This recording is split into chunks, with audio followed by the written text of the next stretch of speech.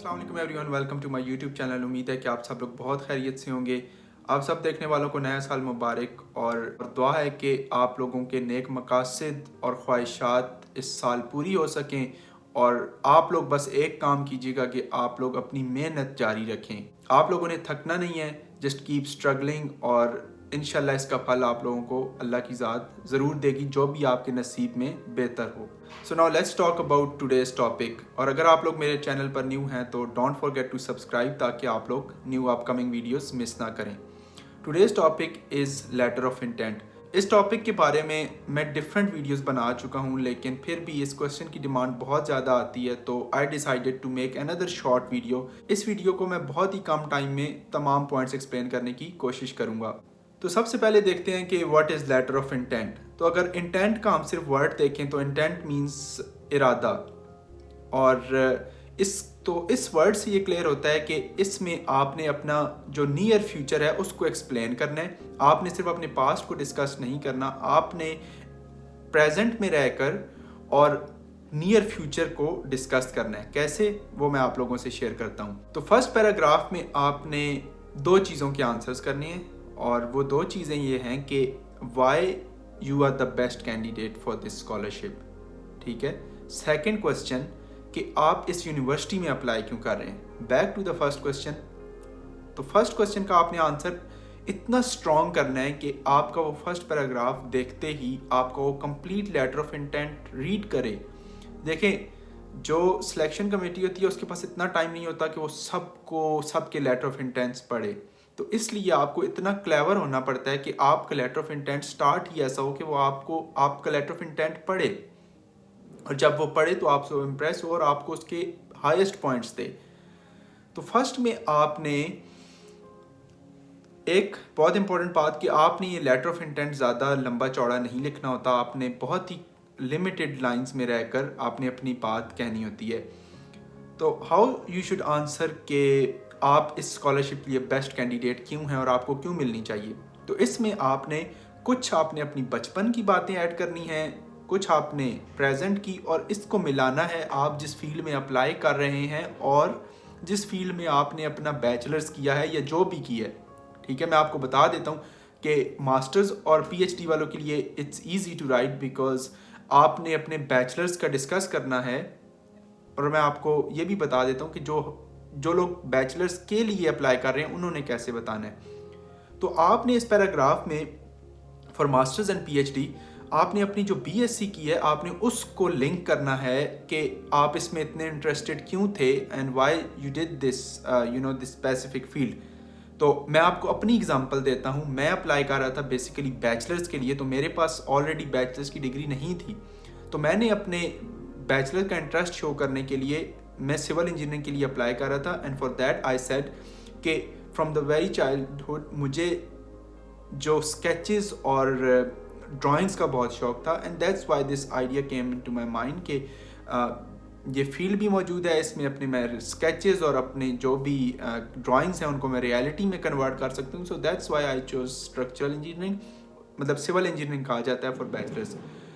तो मैं स्ट्रक्चरल इसलिए मेंशन करता हूँ क्योंकि जहाँ पे मैं पढ़ रहा हूँ यहाँ पे स्पेशलाइजेशन आपकी बैचलर्स में ही हो जाती है। So I am specialized in structural engineering. So खैर मकसद ये है कि आपने लेटर ऑफ इंटेंट कैसे लिखना है। आपको आइडिया होगा कि आपने स्टार्ट कैसे करना है। तो इस तरह आपने इसको लिंक करना है कि आप इस फील्ड में क्यों हैं, और तो यहाँ से उनका ये आप मतलब यहाँ से ये चीज़ डेवलप होती है कि आप इस चीज़ में कितना ज़्यादा इंटरेस्टेड हैं इस फील्ड में। एंड जो दूसरी बात इम्पॉर्टेंट कि आपने ये यूनिवर्सिटी क्यों चूज़ की, तो ये बहुत इंपॉर्टेंट पॉइंट है, क्योंकि जब आप आपने यूनिवर्सिटी के बेस्ट पॉइंट्स लिखने हैं तो आप वो यूनिवर्सिटी के बेस्ट पॉइंट्स कहाँ से ले सकते हैं, वो आप यूनिवर्सिटी की वेबसाइट पे जाएं तो उसकी कंप्लीट डिटेल्स, उसके फीचर्स आपको मिल जाते हैं। जिस तरह के मैं यूनिवर्सिटी में जिसमें अप्लाई कर रहा था वो यूनिवर्सिटी 5 नोबल प्राइज़ विनर्स थी, तो मैंने उनका जिक्र किया, और आप उनकी लैब्स का जिक्र करते हैं, आप उनके इस तरह जो मतलब स्ट्रॉन्ग पॉइंट्स होते हैं वो मेंशन करते हैं कि इसके ये पॉइंट्स हैं। दैट्स वाई मैं बहुत ज़्यादा इंटरेस्टेड हूँ इस यूनिवर्सिटी में पढ़ने का, इसकी फैकल्टी बहुत बेस्ट है एंड ऑल दिस स्टफ। ठीक है, ये हो गया। मुझे उम्मीद है कि आप लोगों को ये चीज़ें समझ आ रही हैं और ये आपकी हेल्प करेंगी लेटर ऑफ इंटेंट लिखने में। मैं बहुत ज़्यादा चीज़ें एक्सप्लेन नहीं कर सकता in on one specific point, क्योंकि फिर वीडियो बहुत लंबी हो जाती है और लोग पसंद नहीं करते। So let's move to the second paragraph, जो कि एक आपका कोर कह लें कि पैराग्राफ होता है। अच्छा, फर्स्ट ऑफ ऑल माजरत अगर आपको कोई वॉइस डिस्टर्बेंस आ रही है, क्योंकि इट्स न्यू ईयर ईव, तो बाहर फायर वर्क की आवाज़ है, तो अगर आपको वो आ रही है तो उसके लिए I am sorry. Let's move to the second paragraph. इस पैराग्राफ में आपने, क्योंकि as I said it's letter of intent, you have to talk about your future plans, not very long but a near future.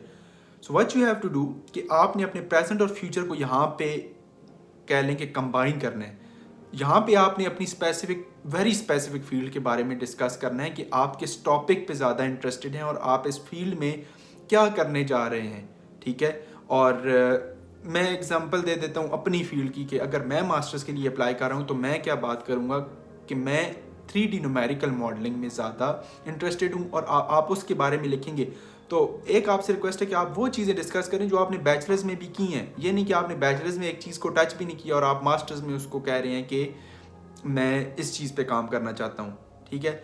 अच्छा, अब कुछ लोग ये भी पूछेंगे कि जो लोग डिफरेंट वो मेजर्स के लिए अप्लाई कर रहे हैं जिसका बीएससी से कोई ताल्लुक नहीं है, तो आपको बस थोड़ा सा सोचना होगा कि आपने ये फील्ड क्यों चेंज किया। आप इट्स बेटर कि आप मेंशन करें कि आपने बैचलर्स में ये किया और मास्टर्स में ये क्यों करना चाह रहे हैं। सो यू नो, क्योंकि वहाँ पे वो लोग प्रोफेशनल्स बैठे होते हैं, वो भी देखते हैं, तो ये ना कहें कि आप ये चीज़ मेंशन नहीं करेंगे, उन्हें पता नहीं चलेगी, वो आपका सब चीज़ें देख रहे होते हैं। सो यहाँ पे आपने फॉर एग्जांपल आप एक टॉपिक लेते हैं, मैंने जिस तरह अपनी एग्जांपल दी कि मैं 3D न्यूमेरिकल मॉडलिंग उठाता हूँ, तो उसमें आपने लिखना है कि आप इसमें फ्यूचर में क्या क्या इंप्रूवमेंट्स कर सकते हैं या आप इसमें फ्यूचर में कैसे काम कर सकते हैं। तो आपने प्रेजेंट भी यहाँ पे लाना है कि मैंने इस चीज़ पे काम किया है और मैं इस चीज़ पे काम करूँगा, ठीक है। आपने ना इस पैराग्राफ में इन दोनों जोन को टच करना है, तो इसमें आप डिटेल्स आप खुद लिख लीजिएगा कि मैंने आपको बता दिया कि मेन इसमें आइडिया क्या होना चाहिए कि आपने प्रेजेंट और फ्यूचर का जो मेन टॉपिक है जिस पे आप अप्लाई कर रहे हैं उस पे आपने यहाँ पे मेन फोकस करना है। नाउ लेट्स टॉक अबाउट, मैं आपको ज़्यादा पैराग्राफ्स लिखने की नहीं रिकमेंड करता, मैं अब इस पैराग्राफ को आपको लास्ट दूंगा।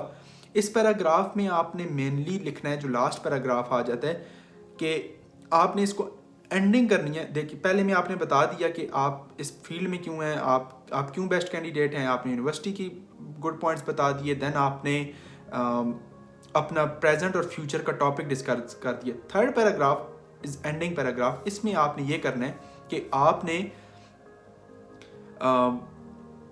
आपने एंड बहुत पॉजिटिव वो कह लो कि वर्ड्स के साथ करना है कि मुझे उम्मीद है कि आप मतलब ये यूनिवर्सिटी मुझे कंसिडर करेगी, और आपने फिर यहाँ पे कुछ पॉजिटिव पॉइंट्स मेंशन करने हैं यूनिवर्सिटी के केस की, ये चीज़ें बहुत स्ट्रॉन्ग हैं और इसमें मैं बहुत ज़्यादा इंटरेस्टेड हूँ। एंड आप जो आपका लेटर पढ़ रहा है आप उसको कन्विंस करें कि आप वाकई ही बहुत इंटरेस्टेड हैं इस यूनिवर्सिटी के लिए और आपसे वो बहुत पॉजिटिव रिप्लाई की तवक्को कर रहा है। और पॉजिटिव रिप्लाई क्या है कि वो आपको highest points they letter of intent में, क्योंकि लेटर ऑफ इंटेंट बहुत ज़्यादा कह लें कि इम्पॉर्टेंट है फॉर टर्की बुर्सलाई स्कॉलरशिप। तो अगर आपको कोई चीज़ यहाँ पे क्लियर नहीं है, तो क्योंकि मैंने थर्ड पैराग्राफ के बारे में ज़्यादा लंबी चौड़ी बात नहीं की, क्योंकि मैं नहीं चाहता कि आपने सेकंड पैराग्राफ को ना थोड़ा सा मतलब कह लें कि ज़्यादा लिखना है और उस पर आपने स्पेसिफिक चीज़ों पे बात करनी है। तो third paragraph shouldn't be very long, इसमें आपने जस्ट मेन एंडिंग ही डिस्कस करनी है। तो anyways, video again is almost 10 minutes and मैं ये प्लान कर रहा था कि मैं 5 मिनट्स में वीडियो एंड करूँगा। खैर, अगर आपका कोई भी क्वेश्चन है जो आपको चीज़ क्लियर नहीं है तो you can ask me any time, आप कमेंट्स में लिख सकते हैं, आप मेरे फेसबुक रीच कर सकते हैं, आफाक 1999 के नाम से मेरा इंस्टा है, आप वहाँ पे मुझे रीच कर सकते हैं। And that's it for today. And next day मैं आपको किसी नए टॉपिक के साथ मिलूँगा। आप मुझे क्वेश्चंस मेंशन कर दिया करें तो मैं उन क्वेश्चंस के बारे में भी वीडियो स्पेसिफिक बना दिया करूँगा। And again don't forget to subscribe my channel, like and comment, ताकि ये वीडियो की रीच ज़्यादा लोगों तक हो सके। अपना ख्याल रखिएगा। See you in my next video. अल्लाह हाफिज़।